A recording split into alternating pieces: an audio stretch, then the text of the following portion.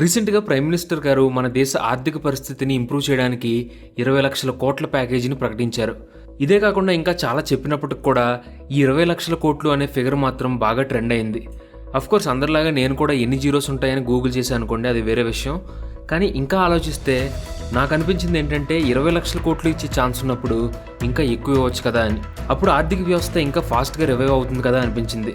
అలాగే గవర్నమెంట్ స్కీమ్స్లో పబ్లిక్కి 1000, 2000 కాకుండా ఇంకా ఎక్కువ ఇస్తే అసలు దేశంలో పేదరికం అనేది ఉండదు కదా అని కూడా అనిపించింది. ఒకప్పుడు శివాజీ మూవీలో rich gets richer, poor gets poorer అనే డైలాగ్ విన్నాక ఆ సినిమా చూసిన వాళ్ళలో చాలామందికి వచ్చిన డౌటే నాకు కూడా వచ్చింది. మన గవర్నమెంట్ ఎందుకు దేశంలో అందరికీ కావాల్సినంత మనీని ప్రింట్ చేయదు అని. కావాల్సినంత డబ్బుని ప్రింట్ చేసి పూర్ పీపుల్కి ఇచ్చేస్తే అసలు రిచ్ పూర్ డిఫరెన్స్ అనేది ఉండదు కదా అనిపించింది. కానీ ఆ మూవీ పాత మూవీ అయిపోయింది, మనం పెరిగి పెద్దవాళ్ళు అయిపోయాం. కానీ ఈ డౌట్ మాత్రం ఇంకా అలానే నా మైండ్లో ఉండిపోయింది. ఇన్ఫ్యాక్ట్ ఇప్పుడు ప్రజెంట్ ఉన్న సిచ్యువేషన్స్ వల్ల ఇంకా ఎక్కువ గుర్తొస్తుంది. జాబ్స్ పోతున్నాయి, షేర్ వాల్యూస్ తగ్గిపోతున్నాయి, ఎకానమీ పడిపోతుంది అని చాలామంది వరి అవుతున్నారు. దేశంలో మేధావులంతా వీటి గురించి అనాలిసిస్ చేస్తున్నారు. అయితే ఈ ప్రాబ్లమ్స్ అన్నిటికీ సొల్యూషన్ మనీ ఎక్కువ ప్రింట్ చేయడమేనా? ఎక్కువ ప్రింట్ చేస్తే ఎకానమీ పెరుగుతుందా తగ్గుతుందా? ఈ మనీని ప్రింట్ చేసే ఐడియాని వేరే కంట్రీస్ ఏమైనా ఆల్రెడీ ట్రై చేశాయా? ఒకవేళ చేస్తే రిజల్ట్స్ ఏంటి? ఒక దేశంలోని ఆర్థిక పరిస్థితిని సరిదిద్దడానికి ఎక్కువ మనీని ప్రింట్ చేయడం అనేది సొల్యూషన్ కాకపోతే మరి ఏం చేస్తే మన ఇండియన్ ఎకానమీ పుంజుకుంటుంది? ఈ క్వశ్చన్స్కి ఆన్సర్ తెలుసుకోవడానికి ఈ వీడియో చివరి వరకు చూడండి. Printing money and it's problems. ముందుగా ఇందులో మినిమం రిజర్వ్ సిస్టమ్. ప్రపంచంలో ఏ దేశానికైనా సరే కరెన్సీ నోట్స్ ఇష్యూ చేయడం కానీ రిజర్వ్ చేయడం కానీ ఆ దేశం యొక్క సెంట్రల్ బ్యాంక్ ఆధ్వర్యంలో జరుగుతుంది. మన ఇండియాలో ఈ రెస్పాన్సిబిలిటీ ఆర్బీఐది, అంటే రిజర్వ్ బ్యాంక్ ఆఫ్ ఇండియా. మన ఇండియన్ ఎకానమీకి కావలసినంత మనీ సప్లైని మెయింటైన్ చేయడానికి ఆర్బీఐ కొన్ని గైడ్లైన్స్ని ఫాలో అవుతుంది. ఈ గైడ్లైన్స్ అన్నీ కూడా మినిమం రిజర్వ్ సిస్టమ్ ప్రొవైడ్ చేస్తుంది. Minimum reserve system MRS.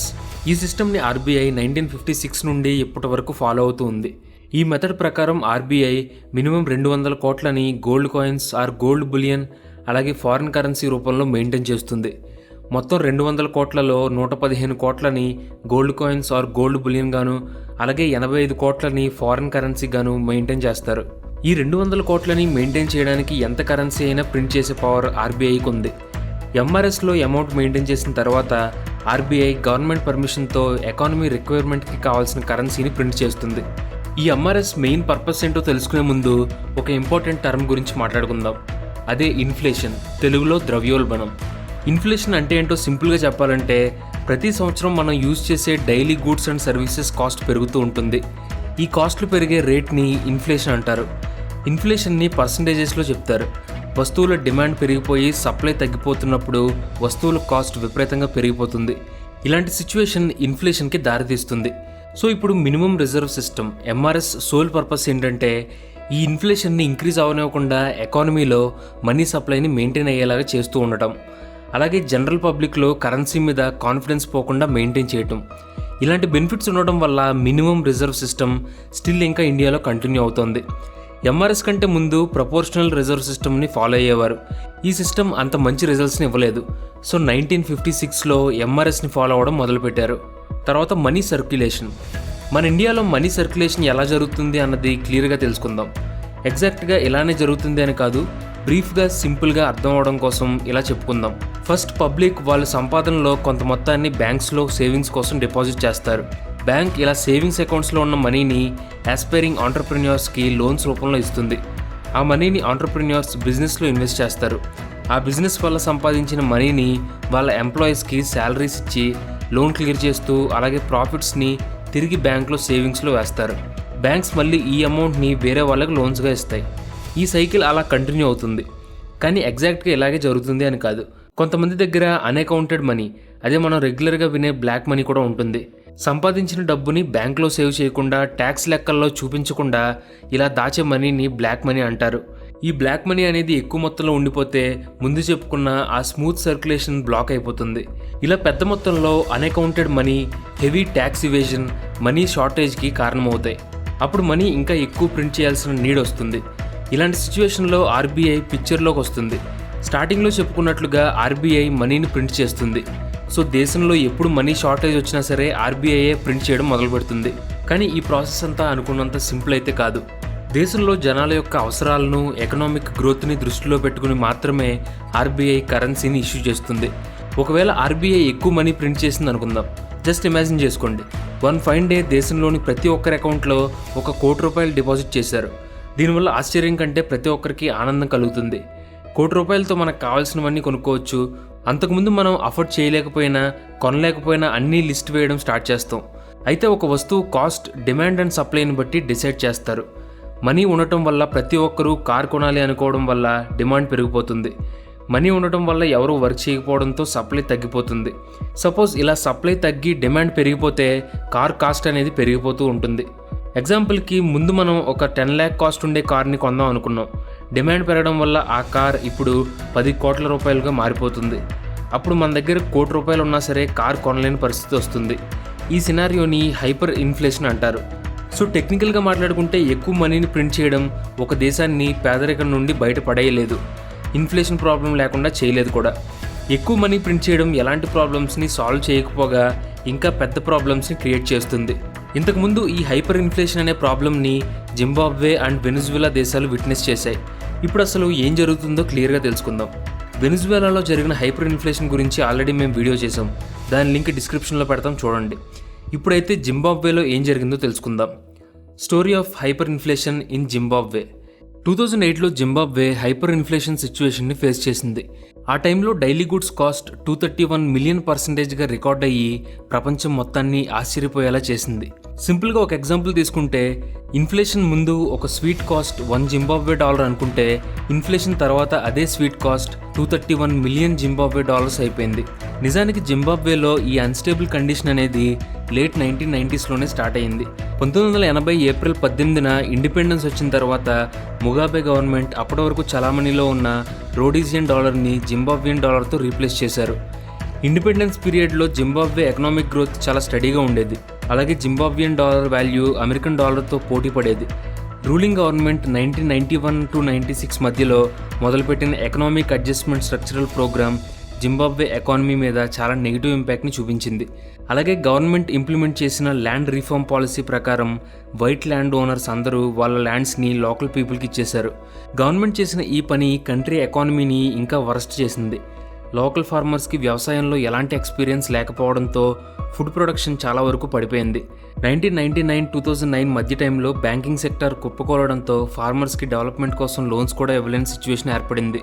Unemployment 80%కి పెరిగిపోయింది. లైఫ్ ఎక్స్పెక్టెన్సీ కూడా బాగా తగ్గిపోయింది. సో ఈ సిచ్యువేషన్కి మెయిన్ రీజన్స్ ఏంటో ఇప్పుడు చూద్దాం. రీజన్ నెంబర్ 1, జింబాబ్వేలో హైపర్ ఇన్ఫ్లేషన్ సిచ్యువేషన్ రావడానికి మెయిన్ రీజన్ డెఫినెట్గా ఎక్సెసివ్ మనీని ప్రింట్ చేయడమే. ఎక్కువగా డబ్బుల్ని ప్రింట్ చేస్తే వాళ్ళ కంట్రీ ఎకానమీ గ్రోత్ పెరిగిపోతుంది అని ఈ రాంగ్ డెసిషన్ తీసుకున్నారు. ఈ ప్రింటింగ్ తర్వాత గూడ్స్ కాస్ట్ పెరిగిపోయి మనీ వాల్యూ తగ్గిపోయి పబ్లిక్ చాలా ఇబ్బంది పడ్డారు. ఒకనొక సిచ్యువేషన్లో ప్రింటింగ్ ఎంత ఎక్స్ట్రీమ్ లెవెల్కి వెళ్ళిపోయిందంటే 1 million, 1 billion and $1 trillion notes కూడా జింబాబ్వే గవర్నమెంట్ ప్రింట్ చేసింది.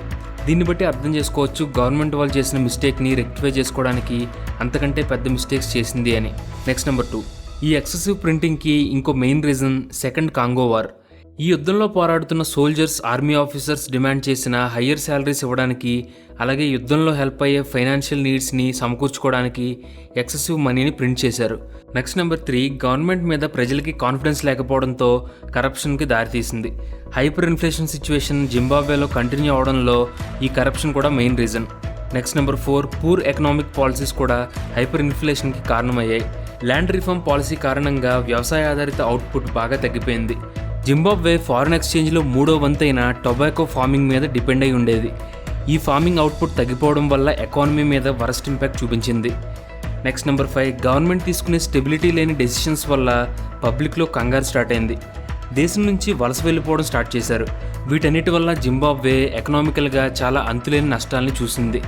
అయితే సిచ్యువేషన్ని స్టేబుల్ చేయడానికి గవర్నమెంట్ తీసుకున్న రెమెడీ యాక్షన్స్ ఏంటో చూద్దాం. Remedy actions number 1, Zimbabwe government ఈ హైపర్ ఇన్ఫ్లేషన్ సిచ్యువేషన్ నుండి బయటపడడానికి తీసుకున్న ఫస్ట్ స్టెప్ ఫారెన్ కరెన్సీ యూసేజ్కి పబ్లిక్ని అలవాటు పడేలా చేసింది. US డాలర్స్ లాంటి స్టేబుల్ కరెన్సీతో డీలింగ్ జరపడం వల్ల ట్రేడింగ్ బిజినెస్ ఈజీ అయ్యి కంట్రీకి ఆర్థికంగా హెల్ప్ అయింది. ఈ మూవ్ వల్ల పబ్లిక్ కరెన్సీ మీద కోల్పోయిన నమ్మకాన్ని తిరిగి స్లోగా తీసుకొచ్చింది. నెక్స్ట్ నెంబర్ 2, 2009లో జింబాబ్వియన్ డాలర్ ప్రింటింగ్ని కంప్లీట్గా ఆపేశారు. పబ్లిక్ ఇష్ట ప్రకారం ఫారిన్ కరెన్సీ యూసేజ్ని గవర్నమెంట్ ఎంకరేజ్ చేసింది. సో ఈ మూవ్ పబ్లిక్కి గవర్నమెంట్ మీద కోల్పోయిన కాన్ఫిడెన్స్ని తిరిగి పెంచేలా చేసింది. నెక్స్ట్ నెంబర్ 3, మల్టీ కరెన్సీ ఎన్వైర్న్మెంట్ని ఇంప్లిమెంట్ చేయాలి అని డిసైడ్ అయిన గవర్నమెంట్ 2014 డిసెంబర్లో రిజర్వ్ బ్యాంక్ ఆఫ్ జింబాబ్వే ద్వారా జింబాబ్వియన్ బాండ్ కాయిన్స్ని రిలీజ్ చేసింది. ఈ బాండ్ కాయిన్స్ వల్ల స్మాల్ చేంజ్ కాయిన్స్ అంటే సింపుల్గా చిల్లర షార్టేజ్ వచ్చింది.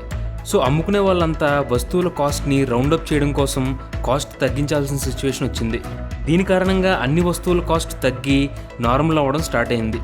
జింబాబ్వే తిరిగి స్టేబుల్ సిచ్యువేషన్ తీసుకురావడంలో చాలా చర్యలు తీసుకోవాల్సి వచ్చింది.